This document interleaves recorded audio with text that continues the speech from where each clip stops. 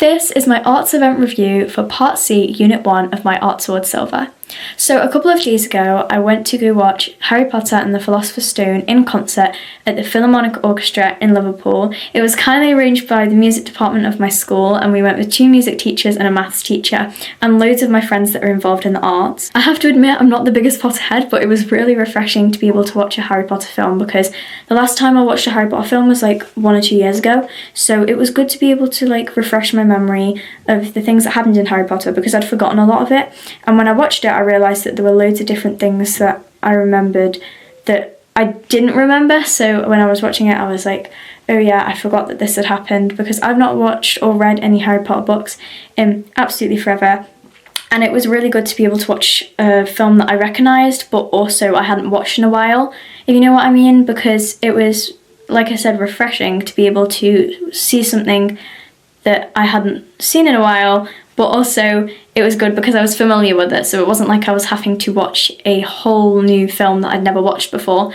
And I think if that had happened, and if it was a film I'd never watched, I wouldn't be able to pay attention as much to the orchestra, and that would kind of spoil it for me, because I am here as an arts event, because I'm here for the music just as much as I'm here for the film. So I think if it was a film I'd never watched before, I wouldn't be able to focus on the orchestra as much as I did. This is my ticket. I was seat 37, and I've got some photos of my phone of kind of where we were sitting, and I'll show you them in a second. This is the ticket, which I will be including in my Arts Award portfolio.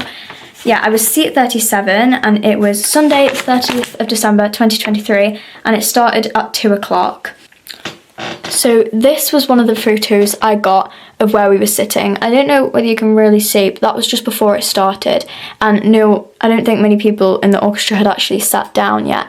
And at first I thought, oh my gosh, it's going to be a really small screen. I don't know whether I'm going to be able to see this, because I could see the orchestra very well, but I couldn't see the screen as well. So I was like, oh, am I not going to be able to like see the details and things like that?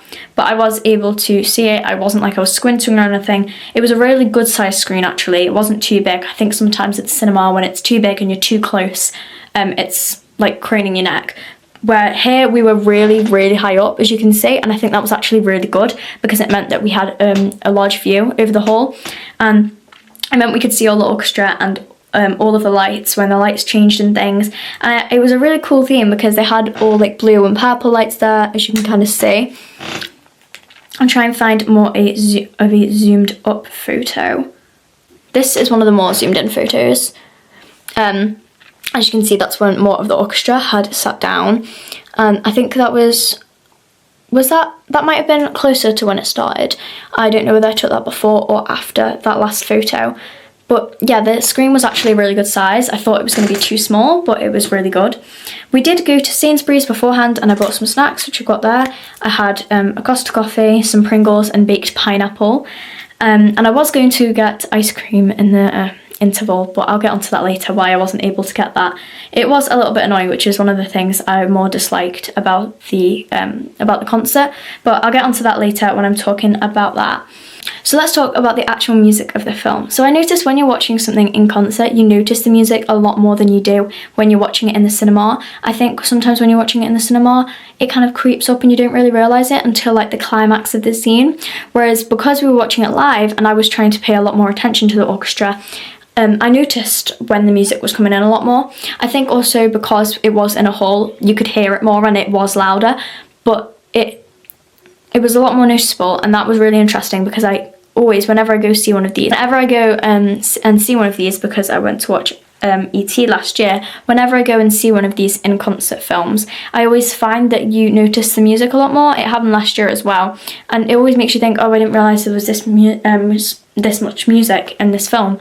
And I think that is something that's really good about these, because it makes you pay more attention to the music, which makes it a really good arts event for the Arts Award, I think, because it really focuses on music. Like if you're doing it as an arts event for music for your Arts Award, then it's really good, because you pay a lot more attention to the music, and it does cover lots of different arts like film and drama, but it does focus on music, and it's a really good one for music. So talking about music, what did I notice about the orchestra? Well, one of the first things I noticed was that there were 3 flutes and 3 oboes, and I was not expecting that. I was expecting there to be a lot less oboes, because oboes, not as many people play oboe, and I was really trying to focus on flute and oboe parts. I did not find I was able to hear as much of the oboes, but there were some bits where I was able to hear the flutes. There was a specific scene where Hagrid's like dragging a Christmas tree through the snow or something, and I just noticed there was quite a big flute part in that.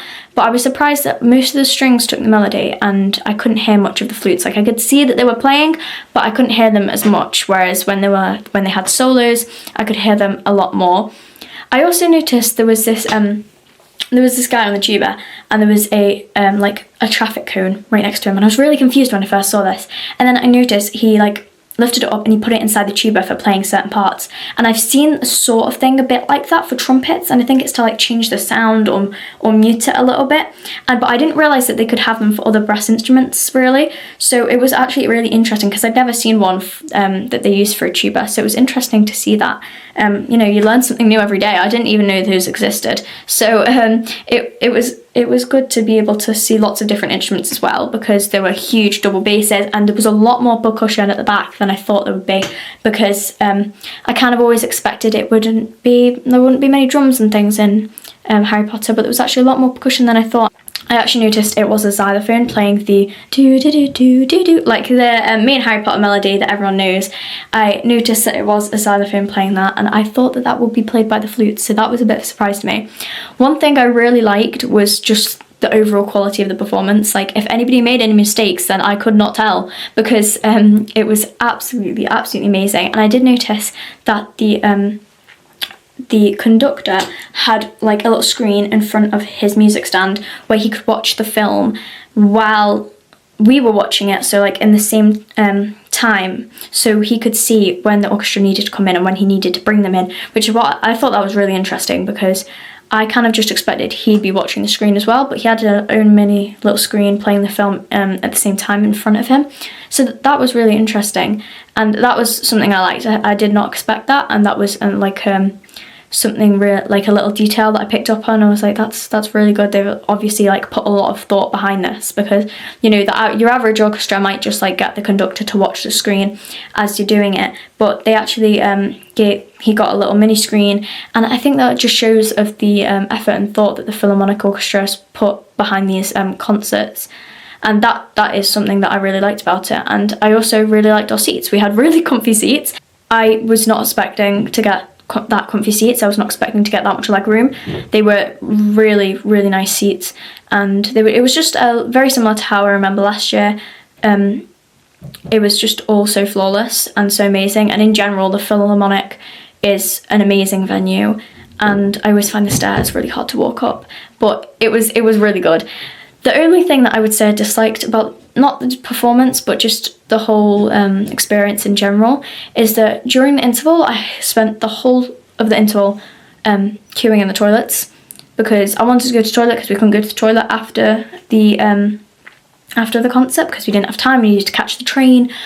So we went during the intermission, and I queued for the whole time. I was not able to go get ice cream, and the ice cream only took card, which I was a little bit annoyed with because I only had cash. But I had enough snacks to supply me for the rest of the show. But I think one thing they could have improved on is if they let you take cash for the ice cream, because I definitely would have bought some if I had time to. Overall, I would really suggest this concert to anybody that wanted to go. I know they do it in lots of different films. I think they do some Marvel films in it, but I don't know. They definitely do like Harry Potter ones and things like E.T. So if you're into like fantasy and films and that has really famous music and lots of like recognisable music, then I think this is something that would definitely be perfect for you. It is really it's absolutely amazing. I was really taken aback this time, because I mean it was a year ago. I can't really remember much of what happened to E.T. I know that I remember that it was good quality, but I kind of forgot it was this good quality. Like, it was amazing, and obviously they're all professionals, and it was just amazing, that everything about it, like the film, being able to watch a film I've not watched in forever, and being able to kind of enjoy it with my friends as well. That was a big thing for me, because I think if it was like just me and people I didn't know, then I wouldn't have enjoyed it as much as I did. But because I was able to watch it with my friends, and we were able to laugh, and we were able to like, he said we're able to like show emotion as we watch it. So we were like booing when like Draco Malfoy came on, and we were like cheering when like they win the Quidditch Cup. Yeah, things like that. It was really good that we were able to interact with the orchestra, interact with the film, and I do think it's something that I would definitely suggest to anybody who would want to watch it, especially if you're doing art toward and focusing on music, because it covers loads of different arts, but especially music, and it makes you really notice the music in the film and really makes you appreciate it. So I hope you've enjoyed my review of this arts event, and if you have any comments or any personal opinions, please leave them down in the comments and I will reply as soon as I can. And I hope you all have a lovely day, and I will see you soon. Bye!